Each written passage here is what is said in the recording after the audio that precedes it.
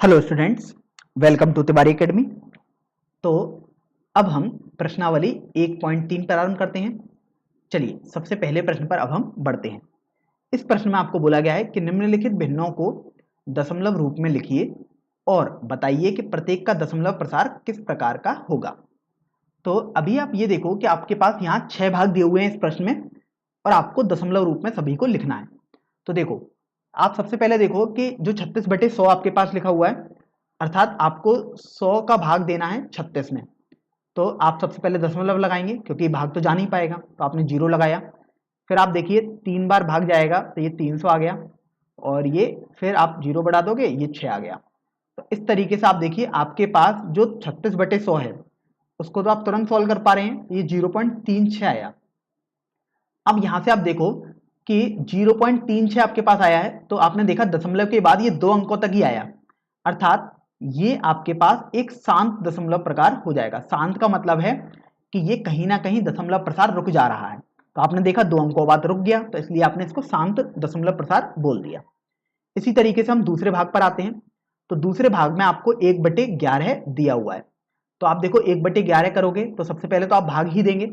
देखो, आप 11 से भाग देंगे 1 में, तो यहां से आप देखिए आप सबसे पहले तो दशमलव लगाएंगे क्योंकि 11 से 1 में भाग नहीं जाएगा, तो आपने 0 कर लिया। फिर आप एक बार और 0 लगाएंगे, तो यहां से आप देखो कि ये 100 आ गया, तो 11 ने 99 हो जाएगा, तो ये 1 आया।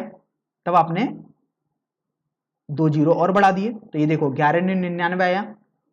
फिर आप देखिए 1 आ गया, फिर आप वही प्रोसेस रिपीट करेंगे, तो देखो ये 100 आ गया, तो 11 में 99 दोबारा आ गया। तो ये देखो एक 0 आपने अपनी तरफ से लगाया, लेकिन एक और लगाना पड़ेगा। तो यहां से आप देख रहे हो कि ये कभी भी जो इसका शेषफल है वो 0 कभी होगा ही नहीं। और आप देखो शेषफल चूंकि 0 नहीं होगा और ये संख्या ऐसे ही चलती रहेगी, तो आपको एक पैटर्न दिखाई दे गया कि जब आप इसको हल कर रहे हैं तो आपको ये संख्या को 0.090909 इस तरीके की मिल रही है। अब यहां पर इस संख्या को लिखने का एक तरीका ये भी है कि आप इसको लिख सकते हो 0.09 बार। आपने इसका इसलिए लिखा है क्योंकि यहां पर आप देख रहे हो जो 0.9 बार बार लिखा हुआ है, ये बार बार देखो आप रिपीट हो रहा है, मतलब पुनरावृत्ति हो रही है और ये ऐसी पुनरावृत्ति चलती ही रहेगी। अब आप देखिए कि क्या ये दशमलव प्रसार रुक रहा है, तो आप देखो यहाँ पर डैश लगा रहे हैं, इसका मतलब ये रुक ही नहीं रहा है, ये तो चलता ही रहेगा क्योंकि शेषफल कभी 0 आएगा ही नहीं। या फिर आप बार, ये इस साइन को बोलते हैं हम बार। तो बार लगाने का मतलब ही ये होता है कि ये अनंत पदों तक चल रहा है। अब चूंकि आपने देखा कि ये रुक ही नहीं रहा है, मतलब ये चलता ही रहेगा, तो इसलिए आप इसे बोलेंगे अशांत। और दूसरा आप ये देखिए कि अशांत तो ये समझ में आ गया आपको। अब आप ये देखो कि क्या यहां पर आपके पास कुछ संख्याएं ऐसी हैं जो बार बार रिपीट हो रही हैं। तो आप देखो 0.9 बार बार आपके पास रिपीट हो रहा है, अर्थात पुनरावृत्ति हो रही है, अर्थात इसका आवर्तीकरण बार बार हो रहा है। तो इस तरीके से ये जो संख्या होगी वो अशांत हो जाएगी तथा आवर्ती हो जाएगी। तो इस तरीके से आपने दूसरा भाग भी हल कर दिया। अब देखिए हम तीसरे भाग पर आते हैं। तो तीसरे भाग में आपको दिया हुआ है 4 सही 1/8। तो देखो जब आप इसको हल करोगे तो ये आपके पास आ गया 33/8।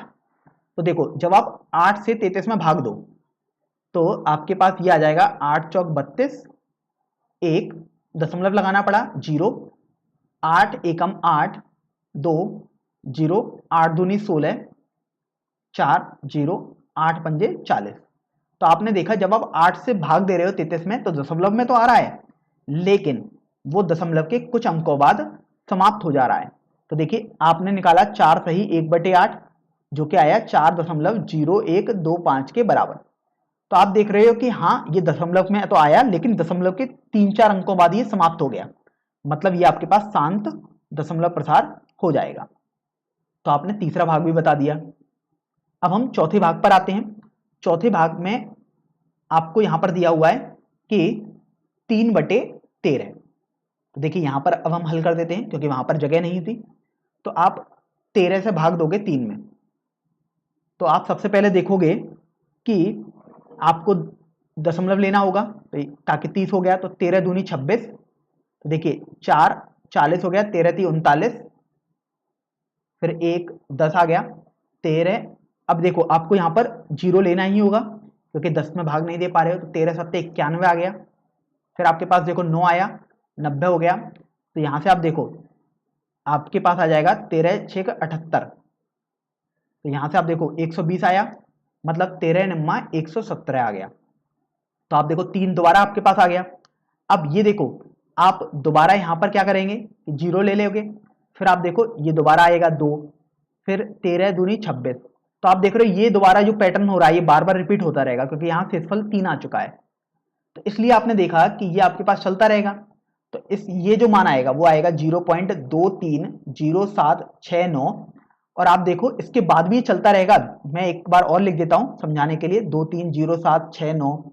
इस तरीके से ये बाद में दोबारा चलता रहेगा 230769, और ये चलता ही आपके पास रहेगा। तो अब यहां तो आप यहां से समझ लो, या इसको हम शॉर्ट में देखिए, हमने आपको बताया था कि 0 दशमलव। आप यहां पर ये देखो कि कौन सा ऐसा भाग है पूरा जो बार बार पुनरावृत्ति कर रहा है। तो आपको ये मिल रहा है कि ये भाग बार बार आ ही रहा है। देखिए 230 769, ये देखो दोबारा आ गया, ये फिर दोबारा चलता रहेगा, मतलब ये भाग चलता ही रहा। तो इसका मतलब आप इसी वाले भाग पर बार, मतलब एक लंबा सा लाइन बना देंगे। तो इस तरीके से आपको ये समझ में आ गया कि ये बार बना हुआ है, अर्थात ये अनंत पदों तक चल रहा है, मतलब ये अशांत है, क्योंकि ये दशमलव के बाद कहीं खत्म ही नहीं हो रहा।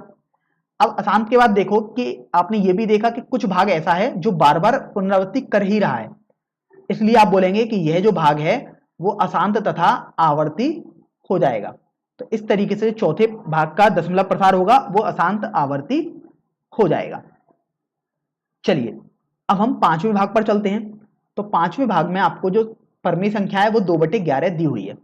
तो अभी आप देखो, आप 11 से भाग दोगे 2 में, तो देखिए 11 से भाग देते हैं 2 में। तो देखिए सबसे पहले आपको दशमलव लेना होगा। तो 11 एकम 11, 9 90, 11 अट्ठे 88, 88 आया, फिर आपके पास 2 बचा। फिर आप देखिए अब आपको यहां पर 11 से भाग दोगे इसमें, तो 11 एकम 11 आ गया, फिर आपके पास 9 0 आएगा। तो आप देख रहे हो ये पैटर्न आपके पास दोबारा बनने लगा, क्योंकि 20 आ गया, देखो 20 11 दोबारा आ गया। तो आप बार बार निकालोगे तो आपके पास 18 18 18 कुछ ऐसे ही रिपीट कर रहा होगा। तो आप देखो ये आपके पास आ गया 0.18181818 कुछ इस तरीके से चल रहा होगा। तो यहाँ पर हमने इतने प्रश्नों में आपको समझाया, तो अभी आपको समझ में आ जाएगा तुरंत कि आप 18 पर बार लगा दो, क्योंकि 18 बार बार रिपीट हो रहा है। तो यहां से आपको ये समझ में आ गया कि अशांत है, क्योंकि दशमलव कभी खत्म ही नहीं हो रहा है, ये तो आप जितने टाइम तक करते रहोगे तो वो तो चलता ही रहेगा आपके पास। और यहां पर आप देख रहे हो कि जो ये 1 8 है वो बार बार रिपीट कर रहा है, अर्थात पुनरावृत्ति हो रही है, अर्थात आवर्तीकरण हो रहा है। तो इस तरीके से ये वाला भाग आपके पास अशांत आवर्ती हो जाएगा। चलिए अब हम सबसे अंतिम भाग पर चलते हैं। इस प्रश्न के छठे भाग में आपको दिया हुआ है 329/400। तो देखो आप इसको कर सकते हो 329/4 गुणा 100, अर्थात आप 329 से पहले भाग दे दीजिएगा, सॉरी 4 से भाग दे दो 329 में। तो देखो आपके पास आ गया 4 अट्ठे 32, 9 बचा, यहां पर 4 दूनी 8, 1 दशमलव लगाया, 10 आ गया, 4 दूनी 8, 20 4 पंजे 20। तो यहां से आप देखो दशमलव, बेसिकली जब आपने हल किया तो दशमलव के बाद ये खत्म हो गया। तो ये आपके पास आ गया 82.25/100, क्योंकि आपने 4 से तो भाग दे दिया लेकिन 100 अभी बचा हुआ है। तो देखो 100 से भाग देना तो आसान होता है कि आप देख रहे हैं कि यहाँ पर 2 जीरो हैं, तो दशमलव को आप 2 स्थान आगे खिसका दोगे, मतलब दशमलव यहाँ पहुंच जाएगा। तो ये आपके पास आ गया 0.8225। तो आप देख रहे हो कि दशमलव के 4 अंकों बाद ये समाप्त हो गया। ये ऐसा नहीं है कि बढ़ता ही जा रहा है, 5 पर ही फुल स्टॉप लग चुका है, क्योंकि आपके पास जो शेषफल था वो 0 आ चुका है। तो यहां से जो ये दशमलव प्रसार है वो शांत दशमलव प्रसार आ जाएगा। तो इस तरीके से आपका पहला भाग हल हो जाएगा। चलिए अब हम दूसरे प्रश्न पर बढ़ते हैं।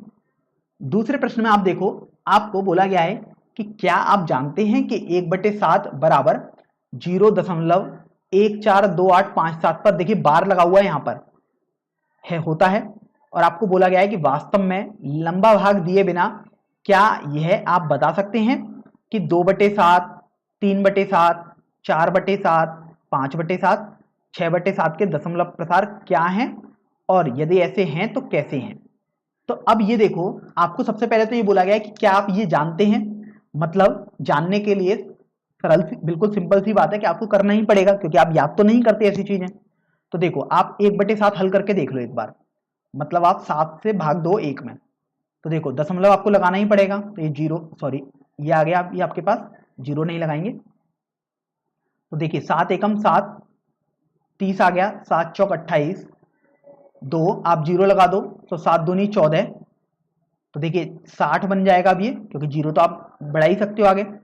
7 अट्ठे 56, तो देखो 40 हो जाएगा, 7 पंजे 35, देखिए 50 आ गया अभी ये, 7 गुणा 7 अर्थात 49, 1 आ गया, फिर देखिए 7 एकम 7, फिर ये 3 आ गया, फिर देखिए 7 चौक 28। तो यहाँ से भले ही मैंने यहाँ तक कर दिया, लेकिन आपको ये तुरंत समझ में आ जाएगा यहाँ तक कि जैसे ही आपके पास ये एक शेषफल बचा था, और देखो ये एक ही यहाँ पर था, अर्थात यहाँ से देखो आपके पास पूरा प्रोसेस रिपीट होने लगेगा। आपका मन कर रहा है तो आप करते रहें, लेकिन आप बार बार यही पाते रहेंगे, तो आपके पास देखो ये ऐसे ही चलता रहेगा, 5 7, आगे भी 1 4 2 8 5 7 चलता ही आपके पास रहेगा।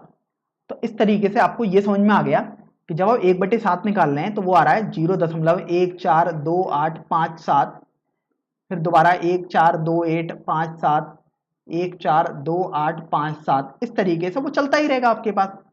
तो यहां से देखो अब आपने सीखा था कि आप देख रहे हो कि अनंत तक चल रहा है, और ये जो भाग है 142857, तो आप ये देख रहे हो ये भाग बार बार पुनरावृत्ति कर रहा है, अर्थात आप इस पर बार लगा दोगे, तो इस तरीके से आपके पास 1/7 का ये मान आ जाएगा। तो आप देख सकते हो आपसे बोला गया था कि आप जानते हैं कि क्या ये ऐसा होगा, तो हाँ ये बिल्कुल ऐसा होगा। अब आपको बोला गया है कि क्या आप बिना भाग दिए ये बता सकते हो कि 2/7, 3/7, 4/7, 5/7, 6/7 के दशमलव प्रकार क्या हैं?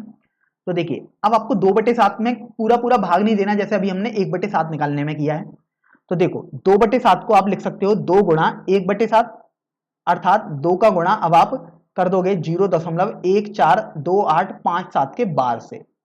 तो देखो जब आप गुणा करोगे तो ये आपके पास आ जाएगा, 2 का गुणा आप 7 से करो तो 14, 2 पंजे 10 और 1 11 है, 2 अट्ठे 16 और 1 17 है, 2 दूनी 4 और 1 5, 2 चौका 8 और 2 का 1 से गुणा करोगे तो 2।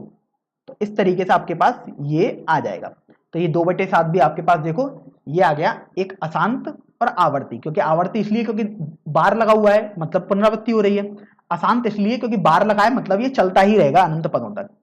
तो ये दशमलव प्रसार आपको पता लग गया कि ये अशांत तथा आवर्ती है। अब आप 3/7 भी इसी तरीके से निकालो, तो ये आ जाएगा 3 गुणा 1/7, अर्थात 3 का गुणा अब आप 0.142857 के बार से करो। तो देखिए सबसे पहले आप जैसे नॉर्मल गुणा करते हैं वैसे ही करेंगे, तो आप बार को अभी भूल जाओ, आप बस बेसिकली इस संख्या में गुणा करो, तो आपके पास ये आ जाएगा 1 7 5 8 2 4। तो इस तरीके से आपका ये आ गया। अब आप इस पर बार लगा दो, तो ये भी आप देखो बार लगा हुआ है, अर्थात पुनरावृत्ति भी हो रही है, अनंत पदों तक चल रहा है, अर्थात ये भी अशांत अनावर्ती हो जाएगा, सॉरी अशांत आवर्ती हो जाएगा। अब 4/7 करते हैं तो 4 गुणा 1/7 हो जाएगा, तो 4 का गुणा अब आप 0.142857 से कर दो। तो बार जो है आप बार को तो अभी हटा दो, बेसिकली बार को हम बाद में लगा देंगे, 4 का गुणा बेसिकली आप इससे कर दो जो आपके पास लिखा हुआ है दशमलव में। तो ये आपके पास आ जाएगा 4 सत्ते 28, 2 4 1 7 5 0। तो इस तरीके से आप देखो ये 4/7 आ गया, ये भी एक अशांत आवर्ती प्रसार आया है। अब आप 5/7 निकालते हैं, तो 5/7 5 गुणा 1/7 हो जाएगा, अर्थात 5 का गुणा अब आपको 0.142857 से करना होगा।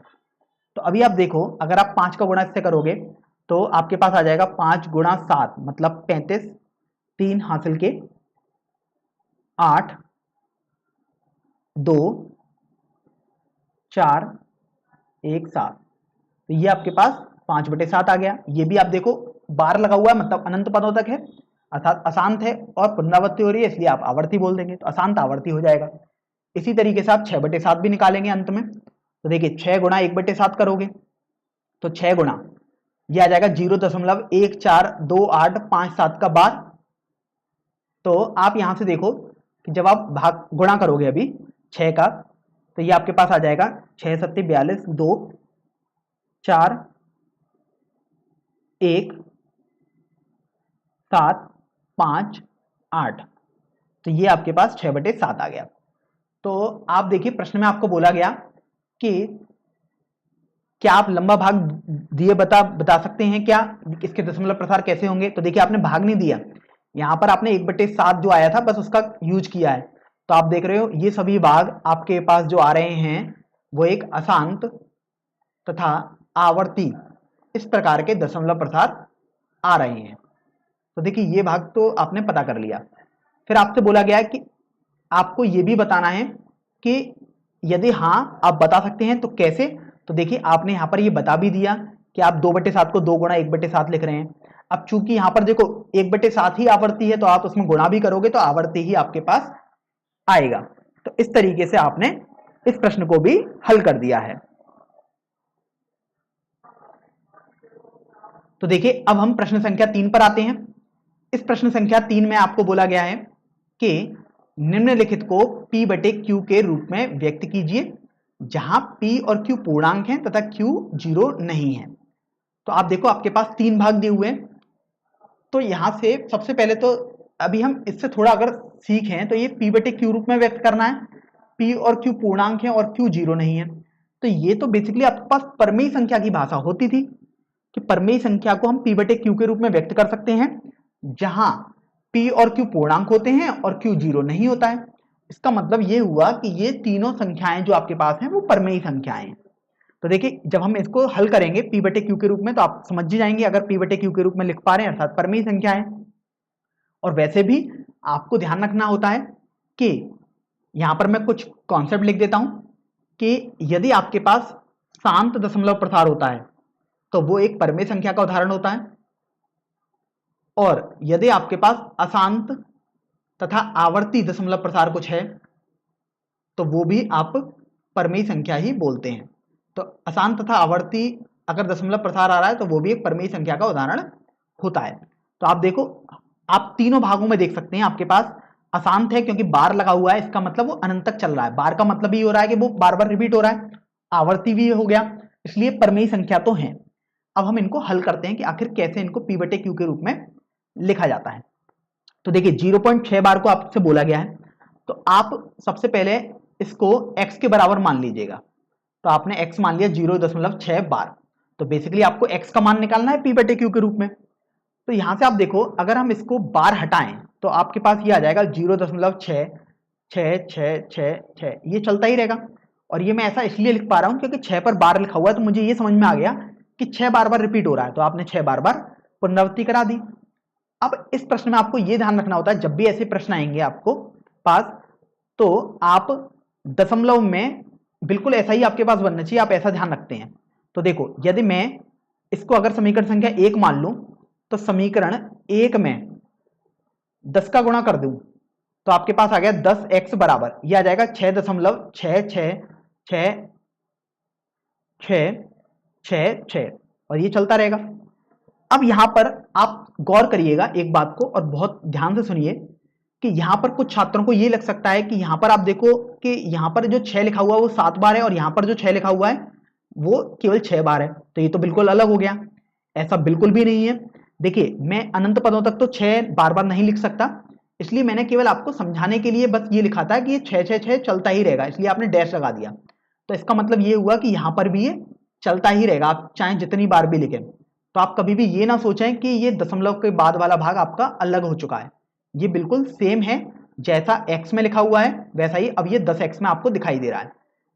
आपको देखने में अलग लगेगा, ये मैं आपसे बार बार बोल रहा हूं, लेकिन ये अलग नहीं है, बिल्कुल सेम है क्योंकि दशमलव के बाद तो चलता ही रहेगा ये तो अब आप देखो समीकरण 2 में से अगर आप समीकरण 1 को घटा दें तो यहां से समीकरण 2 में से हम समीकरण 1 को घटा देते हैं। तो देखो आपके पास आ जाएगा 10x में से x घटाओगे तो 9x आ गया बराबर। अब देखो दशमलव के बाद इसमें और पहले समीकरण में बराबर ही है तो दशमलव के बाद तो कुछ नहीं बचा, मतलब 0 बचा। और 6 में से यदि आप 0 घटाओगे तो ये 6 आपके पास आ गया, अर्थात आपके पास x का मान आ जाएगा 6/9 क्योंकि 6.0 लिखा है मतलब 6 ही होता है वो। तो देखो जब आप इसको थोड़ा सरल करोगे तो 3 दूनी 6 3 तिरका 9, इसका मतलब आपके पास जो x आ जाएगा वो आ जाएगा 2/3। तो आप देख रहे हो x ही आपने 0.6 बार माना था और ये आपके पास 2/3 आ गया, अर्थात p/q के रूप में आ चुका है। मतलब आपको यही निकालने को बोला गया था और आपने इसको हल भी कर दिया है। चलिए अब हम दूसरे भाग पर आते हैं। तो दूसरे भाग में आपको यहां पर दिया हुआ है 0.47 बार। तो देखो सबसे पहले तो इसको हम x मान लेते हैं, तो माना x बराबर 0.47 बार। अब यहां पर बार को अगर हम हटाना चाहें, इसका मतलब ये हुआ कि बार को हटाएंगे तो देखो 0.4 तो ऐसे ही आ रहा है। अब 7 पर आप देख रहे हो बार लगा हुआ है केवल 7 बार, इसका मतलब केवल 7 बार बार आ रहा होगा। तो देखिए 7 7 7 7 7। तो आप यहां से समझ पा रहे हैं कि आप इसको इस तरीके से लिख देंगे। तो अभी आप ये देखो कि आपको चाहिए होता है कि दशमलव के बाद संख्याएं बिल्कुल एक जैसी रहें, लेकिन यहां पर तो 0.4 फिर उसके बाद रिपीट हो रहा है, तो आप 10 का गुणा कर दो इसमें, तो 10x आपके पास हो जाएगा ये 4.7777 कुछ इस तरीके से चल रहा होगा। अब यहां पर आप एक बार और 10 से गुणा कर दो समीकरण 2 में। तो देखिए समीकरण 2 में अगर आप 10 से गुणा करोगे तो आपके पास आ जाएगा 100x बराबर 47.7777 कुछ इस तरीके से चल रहा होगा। तो इस तरीके से समीकरण संख्या 3 बन गया। तो यहां से आप देखो अब समीकरण 2 और समीकरण 3 के दशमलव के बाद जो भी कुछ है वो बराबर लिखा हुआ है। तो यहां से आप देखो कि आप इनको आप घटा सकते हो। तो ध्यान रखें, आपको मैं बार बार बोल रहा हूं कि ऐसा ना सोचें कि यहां पर आपके पास 5 बार 7 लिखा हुआ और यहां पर 4 बार 7 है तो ये दशमलव के बाद अलग अलग हो गया। नहीं, ये आपको देखने में ऐसा लिख रहा है, लेकिन आप तो 7 को बार बार जितना चाहो उतनी बार लिखो, तो ये बराबर ही आपके पास होते हैं। तो समीकरण 3 में से आप समीकरण 2 को घटाएंगे, तो मैं समीकरण 3 को पहले लिख देता हूं 100x बराबर 47.7777 और 10x लिख देता हूं यहां पर, यह आ जाएगा 4.77, ये कुछ इस तरीके से आ गया।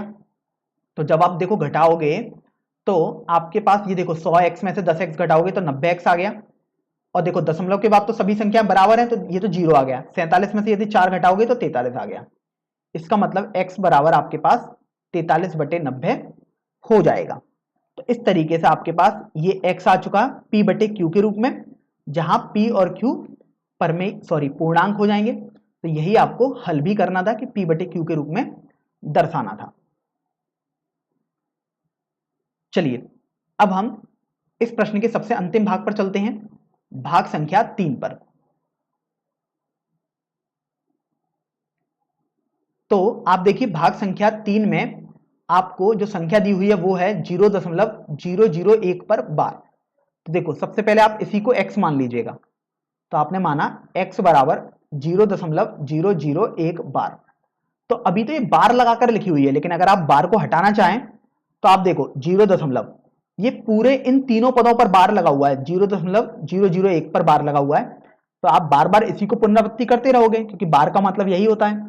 तो 001 001 001 001 001, तो इस तरीके से आपके पास ये चलता रहेगा। आप लिखते रहे अनंत पदों तक, ये तो आप चलता ही रहेगा। अब आप चाहते हो कि दशमलव के बाद वही अंक बचना चाहिए, मतलब वही पुनरावृत्ति बचनी चाहिए। तो आप चाहते हो 001 जो लिखा है वो एक बार हट जाए। तो अगर आपने इसको समीकरण संख्या 1 माना तो अभी आप समीकरण 1 में 1000 का गुणा कर दो, क्योंकि आप चाहते हो दशमलव जो ये है वो यहां पर पहुंच जाए कैसे भी। तो ये मैंने तीर केवल समझाने के लिए आपको बनाया, अभी मैं इसको हटा देता हूं। तो देखो आप 1000 से गुणा करोगे तो 1000x बराबर ये आ जाएगा 001 दशमलव। अब देखो यहां पर दशमलव आ चुका, तो ये 001 001 001 कुछ 001 इस तरीके से चलता रहेगा। तो ये आपने समीकरण 2 मान लिया। अब आप देखिए समीकरण 2 में से समीकरण 1 को घटा दीजिएगा, क्योंकि दशमलव के बाद सब कुछ बराबर आ चुका है।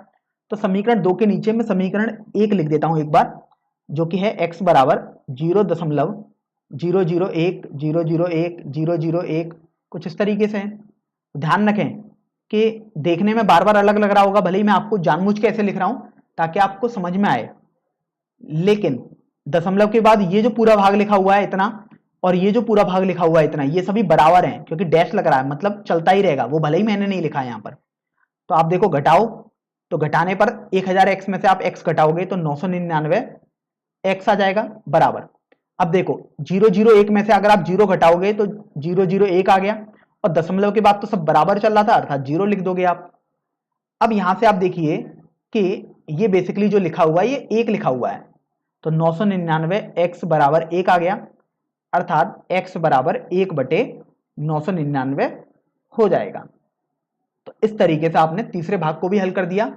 जो आपको दशमलव प्रसार में करके लिखा हुआ था, आपने उसको p/q की फॉर्म में लिख दिया, जहां p और q दोनों पूर्णांक हैं तथा q 0 के बराबर नहीं है।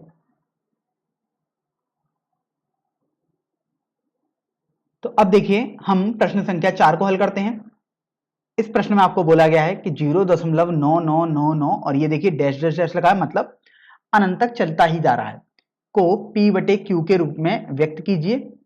आगे आपको बोला गया है कि क्या आप अपने उत्तर से आश्चर्यचकित हैं? अपने अध्यापक और कक्षा के सहयोगियों के साथ उत्तर की सार्थकता पर चर्चा कीजिए। तो देखो, सबसे पहले तो आपको ये जो दिया हुआ है नंबर वो है 0.9999, इस तरीके से आप देखिए चलता ही जा रहा है, ये चलता ही रहेगा, तो आप इसको x मान लीजिएगा। अब आपको बोला गया p/q के रूप में दर्शाने के लिए, तो जैसे आपने पिछले प्रश्न में किया था प्रश्न संख्या 3 में, उसी तरीके से आप यहां पर भी करेंगे। तो देखो, अब आप यदि इसको समीकरण संख्या 1 मान लोगे तो आप समीकरण संख्या 1 में 10 का गुणा करो, तो देखिए यदि आप 10 का गुणा करोगे समीकरण संख्या 1 में, तो आपके पास हो जाएगा 10x बराबर 9 दशमलव ये 9 अब चलता रहेगा, तो इस तरीके से ये हो गया। इसको आप समीकरण संख्या 2 मान लीजिएगा। तो देखो, अभी आप समीकरण संख्या 2 में से समीकरण संख्या 1 घटाओगे, तो मैं समीकरण संख्या 1 को इसके नीचे लिख देता हूं, 0.99, इस तरीके से चलता ही रहेगा। तो आप देखो दशमलव के बाद दोनों में समान अवयव आ रहे हैं, तो देखिए अगर आप घटाओगे तो 10 में से x जाएंगे तो 9x बचा, और यहां पर देखो 9 दशमलव, अब दशमलव के बाद तो सब कुछ बराबर है अर्थात 0 बचा, तो ये 9.0 तो बेसिकली 9 होता है, तो x का मान आपके पास 9/9 आ जाएगा, अर्थात 1 आ जाएगा। तो आप यहां पर ये देखो कि x तो आपके पास 0.99 ऐसे करके था, मतलब चलता ही जा रहा था, और वो आपने x का मान यदि हल किया p/q के रूप में तो वो 1 आया। इसका मतलब ये हुआ कि 0.9 बार या 0.999 ये जो आप लिख रहे हैं ये सभी 1 के बराबर ही होगा, अर्थात आप इसलिए ऐसा कह पा रहे हो क्योंकि देखो इसका मतलब ये हुआ कि अगर आप इससे थोड़ी सी भी बड़ी संख्या लिखोगे तो तुरंत 1 आ जाएगी। इसका मतलब ये आपके पास बेसिकली 1 के अप्रोक्सीमेट होगा, या आप बोल सकते हैं 1 और 0.9 बार जो आपको प्रश्न में दिया है उसके बीच में बिल्कुल भी अंतर बेसिकली नहीं होगा, क्योंकि अगर आप इससे थोड़ी सी भी जस्ट बड़ी संख्या लिखोगे तो वो 1 के बराबर ही आएगी। इसलिए आप समझ सकते हैं कि x का मान आपके पास 1 आया है। चलिए अब हम प्रश्न संख्या 5 पर बढ़ते हैं। अब प्रश्न संख्या 5 को यदि आप पढ़ेंगे तो आपको बोला गया है कि 1/17 के दशमलव प्रसार में अंकों के पुनरावृत्ति खंड में अंकों की अधिकतम संख्या क्या हो सकती है। आगे आपको बोला गया है कि अपने उत्तर की जांच करने के लिए विभाजन क्रिया कीजिए। तो देखो सबसे पहले तो आप ये ध्यान रखो आपको 1/17 निकालना है। अब चूंकि यहां पर हर में 17 है, मतलब आप समझिए कि अगर आप 1/17 का दशमलव प्रसार करोगे तो उसमें अधिकतम जो अंक आएंगे दशमलव के बाद जो बार बार पुनरावृत्ति कर रहे होंगे वो अधिकतम 16 ही आ सकते हैं। तो इसलिए आपने लिख दिया 1/17 के दशमलव प्रसार में पुनरावृत्ति खंड में अधिकतम अंक 16 आएंगे, तो आपने बराबर 16 करके लिख दिया। अब आप इसका मतलब समझ लीजिएगा, देखिए यहां पर ये अधिकतम अंक लिखा हुआ है, इसका मतलब ये हुआ कि हो सकता है पुनरावृत्ति 2 अंक बाद ही होने लगे, हो सकता है 3 अंक बाद भी होने लगे, हो सकता है 10 अंक बाद भी होने लगे, लेकिन अधिकतम अंक जो पुनरावृत्ति में आएंगे वो 16 ही होंगे। कभी भी ऐसा नहीं होगा कि 17 या 18 अंकों की पुनरावृत्ति हो गई, ये आपको बेसिकली ध्यान रखना है। अब आपको बोला गया है कि आप अपने उत्तर की जांच करिए, तो देखिए आप 1/17 निकालोगे, अर्थात अब आप 17 से भाग दोगे 1 में, तो देखिए सबसे पहले तो आप दशमलव लगाओगे तो आपके पास 10 आ जाएगा, फिर भी आप भाग नहीं दे सकते तो आप 0 लगाओगे, तो देखिए आपके पास ये 100 आ गया। तो देखो 17 पंजे 85, ये 15 हो गया, तो ये आपने 0 एक तरफ से बढ़ाया, तो यहां से आप देखिए 17 गुणा 8 136 हो गया। तो सॉरी 17 गुणा 8 आपके पास 136 हो गया, तो ये देखो 140 बन गया अब दोबारा। तो 17 गुणा 8 दोबारा आ जाएगा 136। तो देखो फिर आपके पास 4 अर्थात 40 बन जाएगा। तो 17 दूनी 34 आ गया, तो ये 60 आ गया। तो 17 × 51 आ गया, तो देखो ये 9 आ गया, मतलब 90 बन गया। फिर आप देख रहे हो 17 पंजे 85 दोबारा आ गया, तो देखो ये 5 आ गया, 50 आ गया। फिर 17 दूनी 34 आपने किया तो 160 आ जाएगा दोबारा, क्योंकि 16 बचा तो आपको 0 करना ही पड़ेगा। तो फिर आप देखो 17 अट्ठे 136 होते हैं और 17 नम्मा 153 होते हैं, अर्थात 153 आ गया। तो देखो 7 मतलब 70 बन गया। फिर 17 चौका 68 आ जाएगा आपके पास, तो देखो 20 आ गया। तो 17 से जब आप 20 में भाग देंगे तो वो एक बार जाएगा, तो आपने यहाँ पर 1 लिख दिया और यहाँ 17 हो जाएगा। तो देखो 30 बन गया। अब 17 एकम 17 हो जाएगा, तो मतलब आपने एक बार बेसिकली भाग दिया है। तो अब आप ये देखो कि यहाँ पर ये 130 बना, तो 130 यदि बना है तो इसका मतलब 17 से जब आप 130 में भाग दोगे तो 17 सत्ते 119 हो जाएगा। तो अभी आप देखो 110 बच गया आपके पास। फिर आप देख रहे हैं कि 17 से यदि आप 110 में भाग देंगे तो 17 गुणा 6 102 होता है, तो आपके पास बचेगा 8, तो आपको 0 बनाना पड़ेगा आगे। फिर आप देखिए 17 से यदि आप 80 में भाग देंगे तो 17 चौका 68 आप जानते हैं, तो इस तरीके से आपने 4 बार भाग दिया तो 68 बनेगा। फिर आपके पास 120 आ गया, तो देखो अब आप 120 में भाग देंगे तो 17 छिक्का 102 और 17 सत्ते 119 आपके पास आ जाएगा। फिर आपके पास देखिए एक शेष बच गया। फिर आपको यदि लिखना होगा तो आप एक जीरो तो बढ़ा सकते थे, लेकिन एक जीरो बढ़ाने के लिए आपको दोबारा एक जीरो यहां पर लगाना पड़ेगा। तो अब आप यहां से ये देखो कि जैसे ही आपको एक मिला, या आप बोल सकते हो 100, क्योंकि आपने जीरो बढ़ाया था, तो आप देखो यहां पर भी आपको एक जैसी मिला शेषफल। इसका मतलब ये हुआ कि ये जो पूरा प्रोसेस जो आपने इतना लंबा किया है, आप देख सकते हो ये जो इतना लंबा आपने प्रोसेस किया है वो पूरा प्रोसेस बाद में दोबारा चलता ही रहेगा आपके पास, इसके नीचे भी। इसका तात्पर्य यह हुआ कि आपके पास ये जो संख्या होगी ये बार बार चलती ही रहेगी। इसका मतलब अगर आप 1/17 को लिखेंगे तो वो आ जाएगा 0.0588235294117 और देखो ये जीरो के बाद अगर आप लिखना चाहते तो ये ऐसे ही चलता रहता, तो देखो दोबारा 5 8 8 ऐसे चलता रहता। इसका मतलब अब आप देखिए इस पर बार लगा सकते हैं, क्योंकि आपको ये समझ में आ गया कि ये अनंत पदों तक चलता ही रहेगा और इन पदों की पुनरावृत्ति आपके पास होती ही रहेगी। तो इस तरीके से 1/17 का आंसर आपके पास आ गया। अब आपको बोला था कि आपको तो जांचना था, तो जांचना आपको ये था कि जो दशमलव प्रसार है उसमें पुनरावृत्ति जो खंड है उनमें अंकों की संख्या क्या हो रही है। तो आप देखो ये 1 अंक 2 अंक 3 अंक 4 अंक 5 अंक 6 7 8 9 10 11 12 13 14 15 16। तो देखिए आपने देखा था कि अधिकतम 16 अंक आ सकते थे और यहाँ पर 16 अंक ही आ रहे हैं। तो इस तरीके से आपने इस प्रश्न को जांच लिया। अब यहाँ पर आप एक बात ये ध्यान रखें कि कुछ छात्र इसको गलत समझ सकते हैं, वो सोचेंगे कि 16 अंक हमेशा ही आएंगे अगर 17 भाग में होगा, तो ऐसा जरूरी नहीं है। जैसे अगर मैं आपसे बोलूं 1/3 आपको हल करना है, तो देखिए हर में 3 है, इसका मतलब अगर आप लिखना चाहेंगे तो आप लिखेंगे कि जब भी पुनरावृत्ति आप करेंगे तो अधिकतम अंक 2 आ सकते हैं, लेकिन ये अधिकतम संख्या है, हो सकता है कुछ भी पुनरावृत्ति में कुछ भी ना आए, हो सकता है 1 अंक आए पुनरावृत्ति में, हो सकता है 2 अंक आए। तो आप देखो जब इसको हल करते थे तो आपके पास आएगा 0.33333 इस तरीके चलता रहेगा, मतलब आप इसको 0.3 बार लिख सकते हो। तो आप देख रहे हो यहाँ पर तो एक ही अंक की पुनरावृत्ति हो रही है, तो कभी भी ऐसा ना सोचें कि अधिकतम अंक 2 लिखे हैं इसका मतलब 2 अंकों की पुनरावृत्ति होगी, वो अधिकतम अंक है। हो सकता है 2 की भी पुनरावृत्ति हो सकता है 2 से कम मतलब 1 की भी पुनरावृत्ति हो।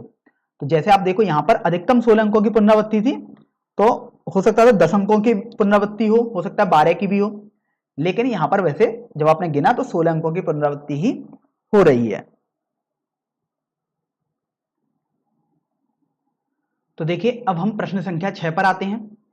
इस प्रश्न में आपको बोला गया है कि P/Q जहां Q 0 नहीं है के रूप की परमेय संख्याओं के अनेक उदाहरण लीजिए जहां p और q पूर्णांक हैं जिनका एक के अतिरिक्त अन्य कोई उभयनिष्ठ गुणनखंड नहीं है और जिसका शांत दशमलव निरूपण है, अर्थात दशमलव प्रसार जब आप करेंगे तो वो शांत हो। आपको आगे बोला गया है कि क्या आप यह अनुमान लगा सकते हैं कि Q को कौन सा गुण अवश्य संतुष्ट करना चाहिए। तो अभी आप ये देखो कि आपको बोला गया है कि अनेक उदाहरण लीजिए, मतलब अनेक उदाहरण तो ऐसे अनगिनत हो सकते हैं, मतलब आपको बेसिकली 2-3 उदाहरण समझा के लिख देने हैं। तो देखिए ऐसे तो आपके पास बहुत सारे ऐसे संख्याएं हो सकती हैं, परमेय संख्याएं, यदि जिनका आप दशमलव प्रसार करो तो वो आपके पास शांत आए। आप देख सकते हो शांत आपको लिखा हुआ है। जैसे देखिए उदाहरण के तौर पर जैसे मैं आपको लिख देता हूं, अगर आप 4/5 निकालें, अगर आप 10/20 4/5 आपको बोला गया है कि एक के अतिरिक्त कोई और गुणनखंड नहीं होना चाहिए, तो मेरे को ऐसा कुछ लिखना होगा, मतलब मैं लिख सकता हूं 2/5। इसी तरीके से देखिए मैं यहां पर 3/2 भी लिख सकता हूं, मैं यहां 4/5 और भी आप अगर लिखना चाहते हैं तो देखिए आप 1/5 लिख दीजिएगा, आप लिख सकते हैं 1/10 भी लिख सकते हैं। तो ऐसे तो आपके पास बहुत सारे उदाहरण हो सकते हैं। अब इनको हल भी कर लेते हैं एक बार। तो देखो अगर आप 4/5 को हल करोगे तो आपके पास 0.8 आ जाएगा, ये तो केवल भाग करना है। 2/5 करोगे तो ये 0.4 आएगा, ये भी भाग ही करना है। जब आप इसको हल करोगे तो 1.5 आ जाएगा, इसको भाग करोगे तो 0.2, इसको करोगे तो 0.1। तो आप देख रहे हो हर जगह जब भी आपने भाग किया, मतलब इनका दशमलव निरूपण निकाला, तो देखो शांत आ रहा है। शांत का मतलब ये है कि दशमलव के कुछ अंकों बाद ये समाप्त हो गया, ऐसा नहीं है कि अनंत पदों तक चलता ही जा रहा है भाग। आप देखो यहां पर भी एक अंक बाद समाप्त हो गया, यहां पर भी आप देखो 1.5 के बाद समाप्त हो चुका है, ये भी समाप्त हो गया 2 के बाद, 0.1 पर ये भी समाप्त हो गया। तो ये सभी जो उदाहरण हैं वो सभी आपके पास शांत दशमलव प्रसार वाले उदाहरण हैं। तो आपने ये तो लिख दिए उदाहरण के तौर पर। अब आपको बोला गया था कि आप क्या यह अनुमान लगा सकते हैं कि कौन सा गुण Q को अवश्य संतुष्ट करना चाहिए अगर दशमलव प्रसार होगा। तो आप यहां पर ये देखो कि अगर आप इन सभी के हर देखो तो हर में जो भी आपके पास गुणनखंड आ रहे हैं, जो भी आपके पास पद दिया हुआ है, अगर आप उसका गुणनखंड निकालेंगे तो वो 2 की घात m गुणा 5 की घात n का होना चाहिए। तो आप लिख सकते हैं कि Q के गुणनखंड 2 की घात m गुणा 5 की घात n प्रकार के होने चाहिए, जहां m, n पूर्ण संख्याएं होती हैं। तो अगर आपके पास कोई भी हर दिया हुआ है 2 की घात m गुणा 5 की घात n, तो आप ध्यान रखें जब भी आप उसका दशमलव प्रसार निकालोगे तो वो एक शांत दशमलव प्रसार आएगा, जैसे आप इन सभी उदाहरणों में देख सकते हैं। चलिए अब हम प्रश्न संख्या 7 पर बढ़ते हैं। तो देखो प्रश्न संख्या 7 में आपको बोला गया है कि ऐसी 3 संख्याएं लिखिए जिनके दशमलव प्रसार अनवसानी अनावर्ती हो। तो देखिए मैं यहां पर आपको पहले समझा देता हूं कि अशांत को आप अनवसानी भी बोलते हैं। अनवसानी मतलब अगर आपको समझना है तो आप ऐसे समझ सकते हो, अवसानी का उल्टा, अवसानी मतलब जो खत्म हो रहा हो, अवसान कहना जब हम बोलते हैं कि तो उसका उल्टा मतलब अनवसानी, मतलब जो समाप्ति ना हो, मतलब जो अनंत तक चलता रहे। तो अशांत का मतलब भी यही था कि जो अनंत तक चलता रहे। तो अशांत और अनवसानी एक ही बात है।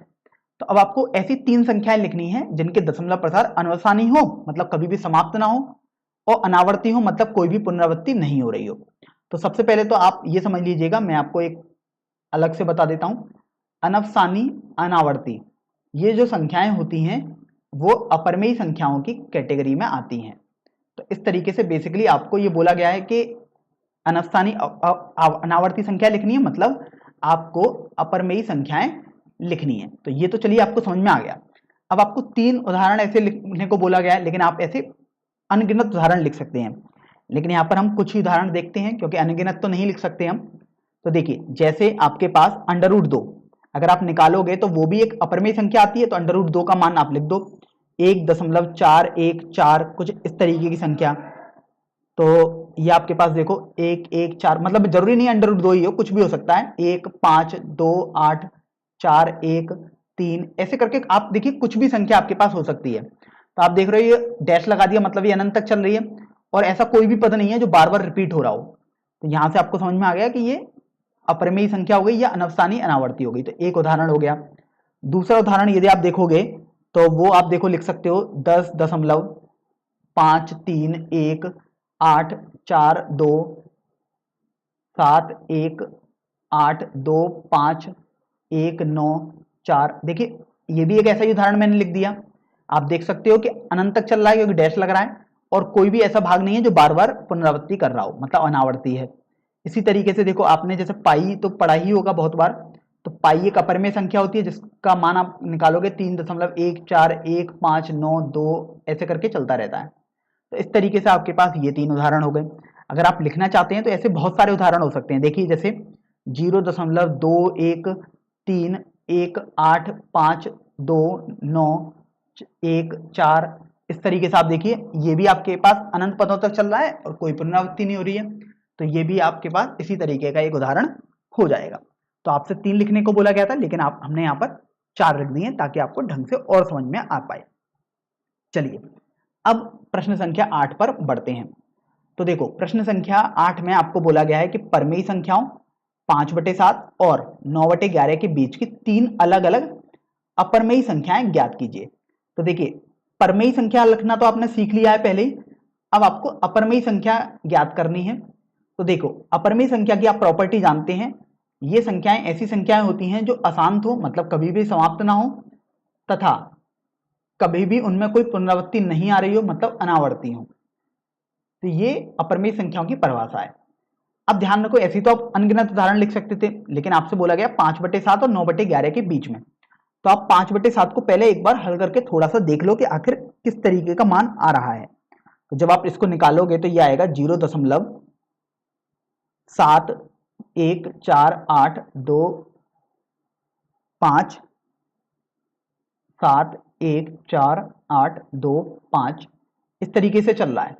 तो अब आप यहां से देखो कि 5/7 जो आया है वो आपके पास इस तरीके का आया है, या इसको अगर आप थोड़ा सरल करके लिखना चाहो तो आप लिख सकते हो 71482 तो इस पर बार लगा दोगे क्योंकि आप देखो ये अनंत तक चल रहा है और ये जो भाग है इतना भाग ये बार बार देखो रिपीट ही करता जा रहा है, तो इसलिए आपने बार लगा दिया इसी पर। अब बारी आती है 9/11 को भी आप एक बार हल करके देखोगे।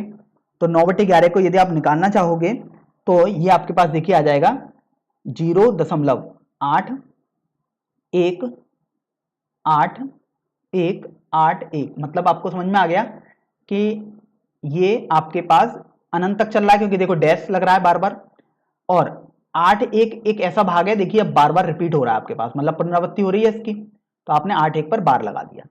तो अभी आप ये देखो कि आपको इसके बीच में और इसके बीच में 3 अलग अलग अपरिमेय संख्या लिखनी है। और अपरिमेय संख्या की परिभाषा तो आप जानते हैं कि अशांत होती है और अनावर्ती होती है, मतलब अनंत तक चलती रहे, मतलब डैश आपको लगाना ही है। अनावर्ती मतलब बार नहीं आएगा कहीं भी, या आप बोल सकते हैं कहीं भी पुनरावृत्ति नहीं होगी। तो देखिए आपसे तो 3 संख्याएं ऐसे लिखने को बोला गया है, हम यहाँ पर और भी संख्याएं लिखते हैं ताकि आपको और अच्छे से समझ में आए। तो देखो सबसे पहले आप देखो ये 7 है और ये 8 है, तो मतलब 7 से ही स्टार्ट करो आप। अब यहाँ पर देखो ये 1 है, मतलब आपको इनके बीच की लिखनी है, मतलब आपको 1 से बड़ी संख्या ले लो तो ज्यादा बेहतर रहेगा। तो आपने 2 ले लिया। अब यहाँ पर आप कुछ भी लिखते रहो, ध्यान रखो कि डैश लगाना ही चाहिए अंत में, मतलब अनंत तक चल रही है और ऐसी कोई भी संख्या बार बार पुनरावृत्ति ना हो रही हो। तो आप कुछ भी लिख सकते हैं, जैसे 1 5 1 9 सॉरी 8 4 7 लिख दिया मैंने, 5 लिख दिया, 4 2 6 3 9। तो आप देखो कहीं भी कोई पुनरावृत्ति नहीं हो रही और वहां तक चल रही है। तो एक उदाहरण हो गया। इसी तरीके से देखो और उदाहरण लिखना चाहते हो तो 0 दशमलव अब 7 2 लिखना चाहते हो तो 2 लिखो, नहीं तो 3 ले लो, पूरा आपके ऊपर निर्भर करता है। ये 2 8 4 5 3 8 1 6। तो देखिए ये भी ऐसा मैंने उदाहरण लिख दिया। कोई और उदाहरण लिखना चाहते हैं तो देखिए अगर आपको 0.77 लेना है तो वो आप ले सकते हो, 5 1 8 2 4 3 5 1 6 कुछ भी आप ले सकते हो। देखो अगर और उदाहरण लिखना चाहते हो तो वो भी लिख सकते हो, जैसे देखिए 0.8 मान लो मैंने ले लिया, तो आप ध्यान रखो 8 1 तो इसमें ही चल रहा है, आप देखो तो मतलब इससे तो छोटी लिखनी है क्योंकि उनके बीच में लिखनी थी। तो आप 8 0 2 4 1 5 3 6 5 8 2 5 9 कुछ इस तरीके की लिख सकते हैं। तो ऐसे अनगिनत लिख सकते थे, लेकिन यहाँ पर मैंने आपको 4 लिख के दिखा दिया कि ये ऐसी मैंने 4 उदाहरण लिख दिए हैं। तो देखिए अब हम प्रश्नावली 1.3 का सबसे अंतिम प्रश्न अर्थात प्रश्न संख्या 9 हल करेंगे। इस प्रश्न में आपको बोला गया है कि बताइए कि निम्नलिखित संख्याओं में से कौन कौन सी संख्याएं परमेय हैं और कौन कौन सी संख्याएं अपरमेय होंगी। तो आप देखो आपको यहाँ पर 5 भाग दिए हुए हैं और आपको सभी भागों के बारे में बताना है। तो देखिए सबसे पहले हम सिद्धांत समझ लेते हैं। तो देखो अगर आपके पास कोई भी रूट m तरीके की संख्या होगी, तो अगर m पूर्ण वर्ग संख्या है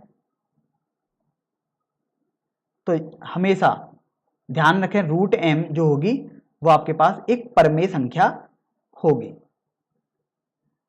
अभी केवल हम समझ ही रहे हैं। अगर रूट m निकाल रहे हैं और m आपने देखा कि एक पूर्ण वर्ग संख्या नहीं है, तो ध्यान रखें कि रूट m हमेशा अपरमेय संख्या होगी। तो ये तो आपने उन के बारे में लिख दिया जब रूट में कुछ संख्याएं आपको दी हुई हैं। दूसरा, अगर आपके पास कुछ दशमलव प्रसार लिखे हों तो उनको समझ लेते हैं। अगर शांत दशमलव प्रसार लिखा हुआ है, शांत दशमलव प्रसार का मतलब यह है कि दशमलव के बाद वो अनंत पदों तक नहीं जा रहा है, कहीं ना कहीं वो समाप्त हो गया या शांत हो गया, तो शांत दशमलव प्रसार हमेशा एक परमेय संख्या का उदाहरण होता है। इसी तरीके से अगर आप अशांत दशमलव प्रसार निकाल रहे हैं तथा वो एक आवर्ती भी है दशमलव प्रसार, तो वो आपके पास एक परमेय संख्या का उदाहरण हो जाएगा। तो आपने ये भी लिख दिया।